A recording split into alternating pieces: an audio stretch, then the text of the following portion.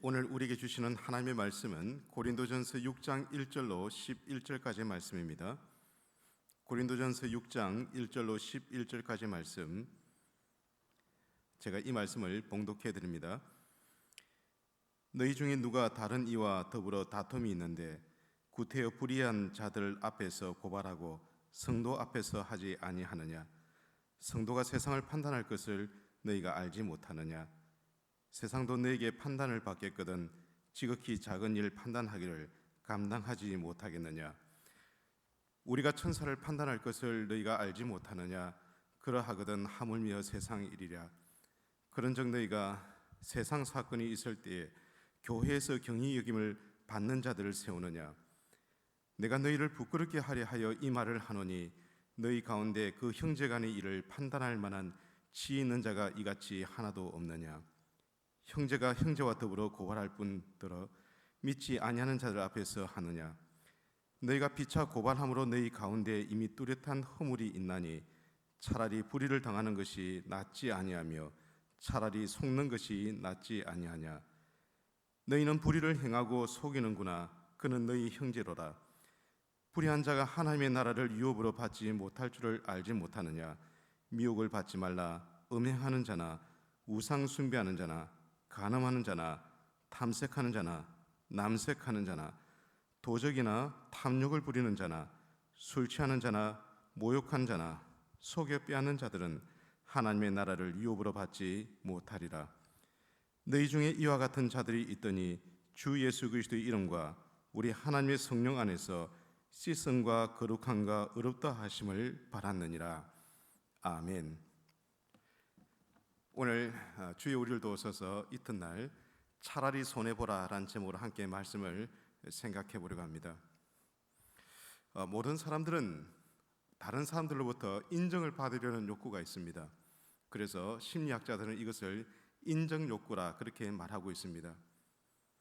우리는 때때로 문제를 해결하는 것 자체보다 내가 옳다라는 것을 사람들 앞에서 증명하는 일에 더욱더 많은 시간과 노력을 투자할 때가 있습니다. 이것은 실제로 있었던 이야기인데 부부가 결혼했습니다. 서로가 사랑해서 결혼을 했습니다. 그런데 며칠이 지나고 한 달이 지나고 어느 정도의 시간이 지난 후에 이 부부간에 하나의 문제가 발생했습니다. 감자를 삶아서 그 감자를 먹는데 이 감자를 어디에 찍어 먹을 것인가? 한 명은 소금에 찍어 먹어야 한다고 얘기했습니다. 근데 또 한편은 소금이 아니라 설탕에 찍어 먹어야 한다고 얘기했습니다. 감자를 설탕에 찍어 먹을 것인가 소금에 찍어 먹을 것인가 서로 다투다가 결국 집안 이야기까지 나오기 시작했습니다. 당신의 집안은 왜 그거밖에 되지 않느냐?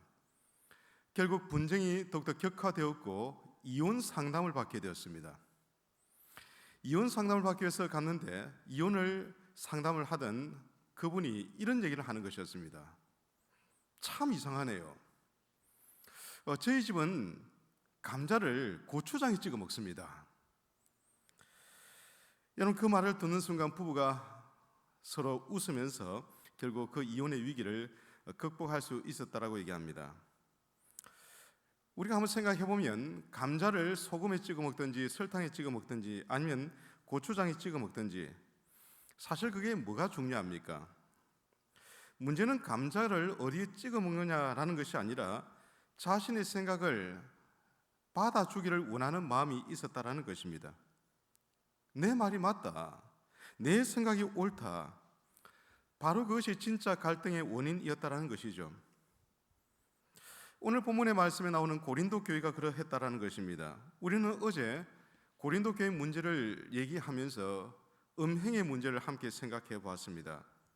자, 근데 오늘 본문의 말씀에는 또 다른 문제를 말씀하고 있는데 그것은 다른 것이 아니라 성도 간에 일어난 문제를 가지고 교회 안에서 해결하지 못하고 그것을 세상의 법정으로 가져간 이야기를 오늘 말씀이 하고 있다는 것입니다. 단순한 법적인 문제가 아닙니다. 그들의 마음속에는 내가 옳다는 것을 증명하고 싶은 욕망이 숨어 있었다라는 것입니다. 그런데 사도 바울은 여기서 놀라운 말씀을 하고 있는데 누가 옳은지 끝까지 따져보자 그렇게 말하지 않고 오히려 이렇게 말을 하는데, 성도 간의 문제라면 차라리 불의를 당하라, 차라리 속는 것이 낫다라고 말씀하고 있다라는 것입니다. 여러분, 이거 이해되십니까? 세상은 절대 이해할 수 없는 말씀을 하고 있어요. 그러나 여러분, 예수 그리스도의 십자가를 경험한 사람들은 이것이 바로 하나님께서 주시는 메시지, 그리고 그 문제를 극복할 수 있는 힘이 있다라는 것을 우리가 알아야 한다는 겁니다. 그래서 저는 오늘 이 말씀을 통해서 우리가 왜 끝까지 싸우려 하는지, 그리고 십자가를 경험한 사람은 이런 문제를 어떻게 극복해야 할지를 세 가지로 함께 생각해 보려고 합니다. 첫째는 그리스도인은 자기의 옳음을 증명하며 사는 사람이 아니라는 것을 알아야 합니다. 1절의 말씀을 보십시오. 이렇게 말씀하십니다. 너희 중에 누가 다른 이와 더불어 다툼이 있는데 구태여 불의한 자들 앞에서 고발하고 성도 앞에서 하지 아니하느냐. 고린도 교회 안에서는 서로를 향한 송사가 끊이지 않았습니다. 무엇 때문에 이런 문제가 발생했을까요? 성경이 정확하게 얘기하고 있지는 않지만 아마도 돈에 대한 문제였던 것 같습니다. 근데 바울은 여기서 문제를 삼는 것이 단순히 성도가 법정에 갔다 그 사실을 얘기하는 것이 아니라 좀 더 깊은 내면의 문제가 있다는 것을 얘기하고 있어요. 왜 그들은 그토록 그렇게 치열하게 싸웠을까요? 왜 그토록 이기려고 했단 말입니까? 왜 그토록 자신이 옳음을 그렇게 증명하려고 했습니까? 사실 이거는 인간의 오래된 본성입니다. 죄는요, 언제나 자기 자신을 의롭게 드러내려 합니다. 여러분, 우리의 조상 아담이 어땠습니까? 자신의 아내였던 하와가 선악을 알게 한 나무의 실과를 먹었습니다. 그리고 자신의 남편에게 주었고 아담도 그 실과를 먹게 되었습니다. 범죄했지요. 하나님께서 아담에게 묻습니다. 자, 그런데 이 아담이 어떻게 반응하고 있는가? 하나님, 당신이 나에게 주신 이 여자 때문에 내가 먹었습니다. 자신의 죄를 인정하지 않고 하와에게 전가하고 있다는 것입니다. 후에 가인도 그렇지 않습니까? 하나님께서 제사를 지내는데 하나님께서 자신의 제사를 받지 않았을 때 어떻게 반응했습니까? 결국 자신의 동생이었던 아벨을 죽여버렸습니다. 바리새인들은 또 어땠습니까? 자신이 얼마나 옳은지를 날마다 증명하려고 그렇게 했습니다. 그렇게 하면서 결국 예수 그리스도까지 거부하였습니다. 자, 근데 여러분 생각해 보십시오. 우리가 이 세상에서 옳은 것으로, 의로운 것으로 가장 옳고 가장 의로우신 분이 누구이십니까? 예수님이십니다. 그분은 죄가 없으셨죠. 근데 거짓 증인의 이야기를 듣고 주님은 공격을 받으셨습니다. 억울한 재판을 받으셨죠. 온갖 비난과 조롱을 받으셨다는 것입니다. 자, 이때 우리 주님은 끝까지 당신의 옳음을 증명하려고 하지 않으셨어요. 왜 그렇습니까?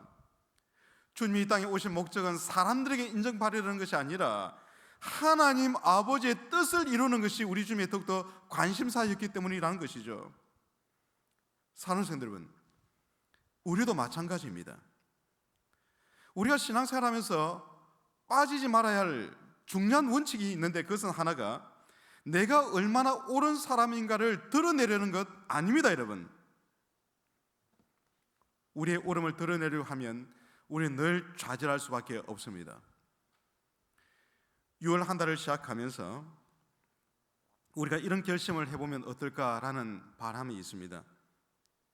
나는 끝까지 내 옳음을 증명하는 사람이 아니라 우리 모두가 예수 그리스도를 잘 드러낼 수 있는 모든 믿음의 권속들이 다 되시기를 예수 그리스도 이름으로 축복합니다.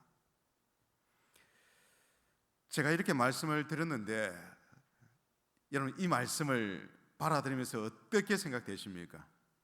아, 그렇지.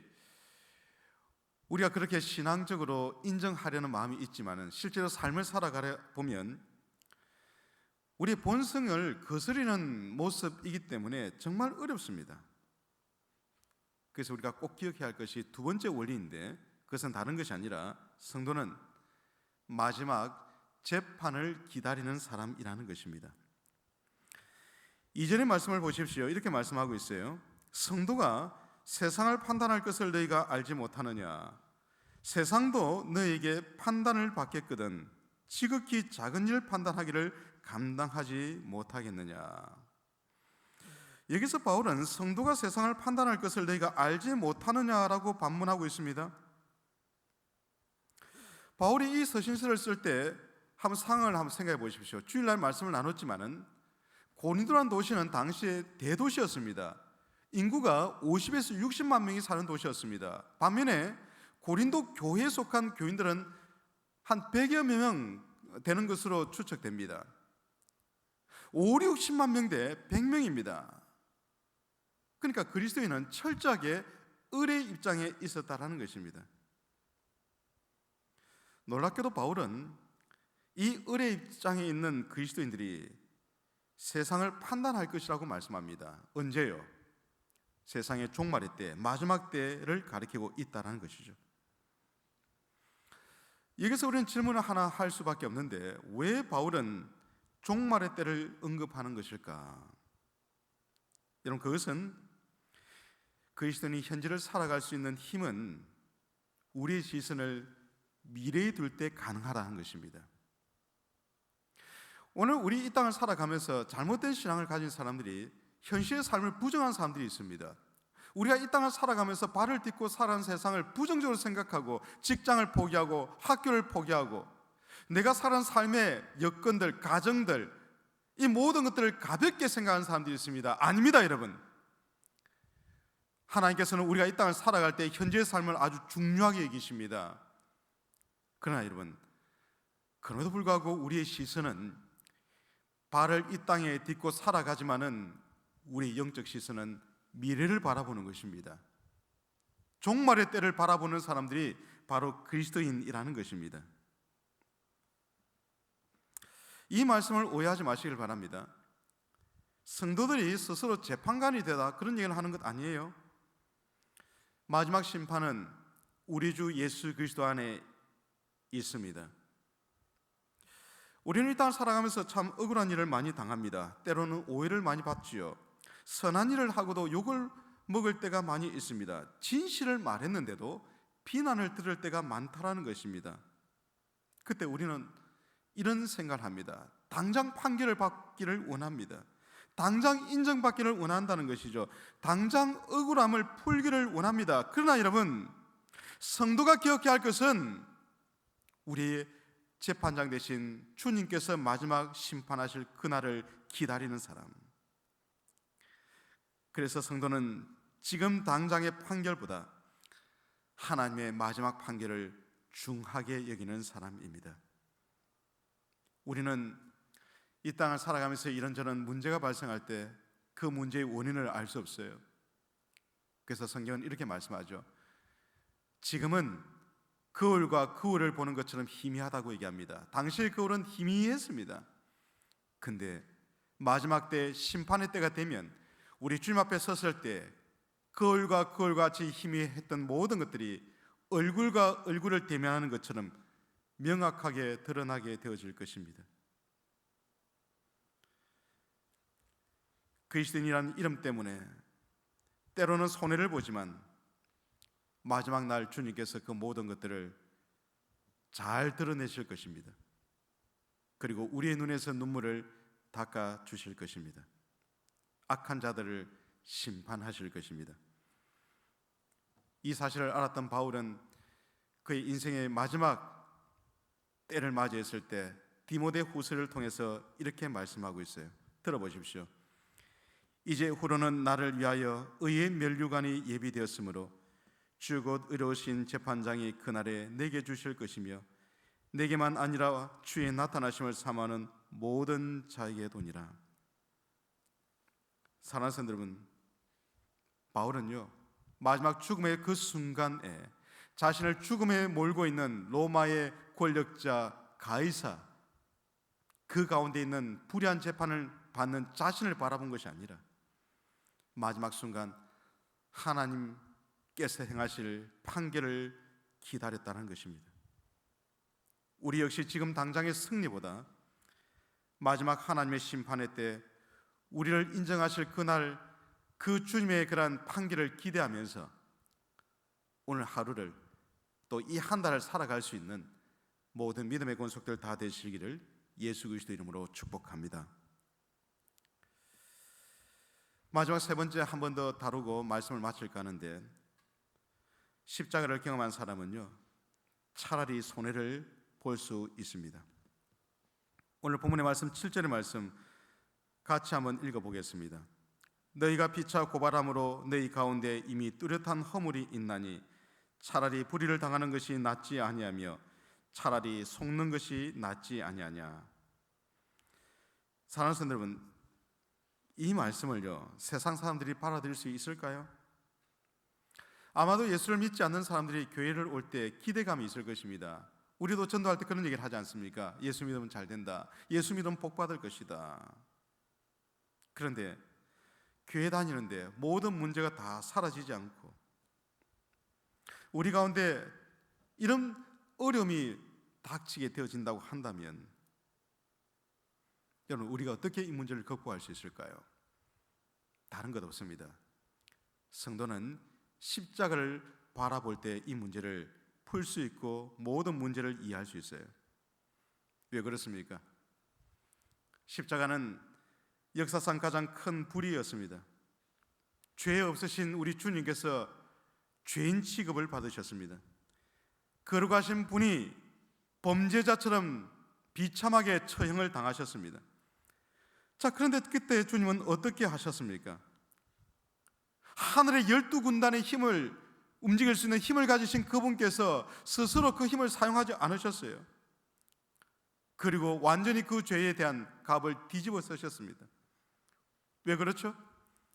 우리를 살리기 위해서죠. 우리의 죄를 대신 담당하시기 위해서 당신이 스스로 그 죄를 담당하셨다는 것입니다.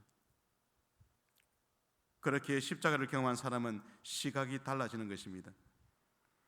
이제는 내가 옳다라고 그렇게 주장하는 것이 아니라 나는 용서받은 죄인이다. 여러분, 이 사실이 더욱더 크게 보이기 시작한다는 것입니다. 오늘 말씀 11절 상반절을 보십시오. 이렇게 말씀하고 있습니다. 너희 중에 이와 같은 자들이 있더니. 여러분, 이와 같은 자들이 어떤 사람입니까? 바울이 말하는 이와 같은 자들이 누구입니까? 너희도 원래 그런 사람이었다는 겁니다.